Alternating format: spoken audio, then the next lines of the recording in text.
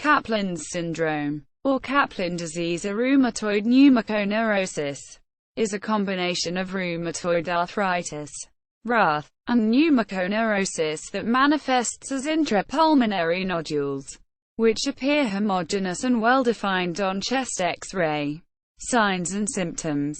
Caplan syndrome presents with cough and shortness of breath in conjunction with features of rheumatoid arthritis, such as painful joints and morning stiffness. Examination should reveal tender, swollen metacarpophalangeal joints and rheumatoid nodules.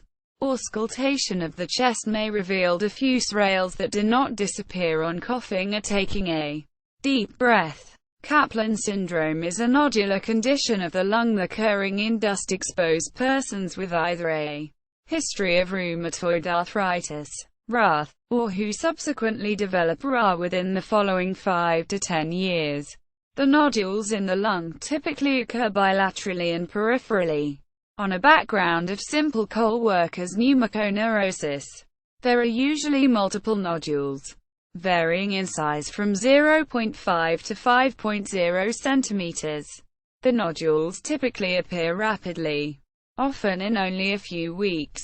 Nodules may grow, remain unchanged in size, resolve, or disappear and then reappear. They can cavitate, calcify, or develop air fluid levels. Grossly, they can resemble a giant silicotic nodule. Histologically, they usually have a necrotic center surrounded by a zone of plasma cells and lymphocytes, and often with a peripheral inflammatory zone made of macrophages and neutrophils.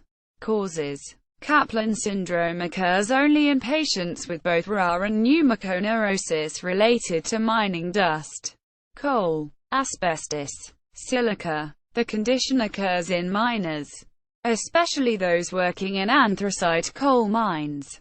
Asbestosis, silicosis and other pneumoconiosis. There is probably also a genetic predisposition, and smoking is thought to be an aggravating factor. Pathophysiology. The presence of rheumatoid arthritis alters how a person's immune system responds to foreign materials, such as dust from a coal mine. When a person with rheumatoid arthritis is exposed to such offensive materials, they are at an increased risk of developing pneumoconiosis. Diagnosis.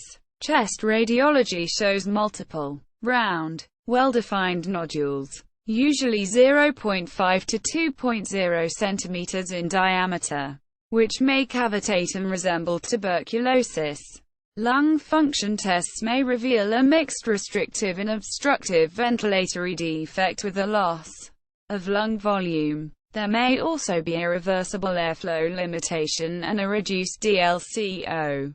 Rheumatoid factor. Anti-nuclear antibodies and non-organ-specific antibodies may be present in the serum.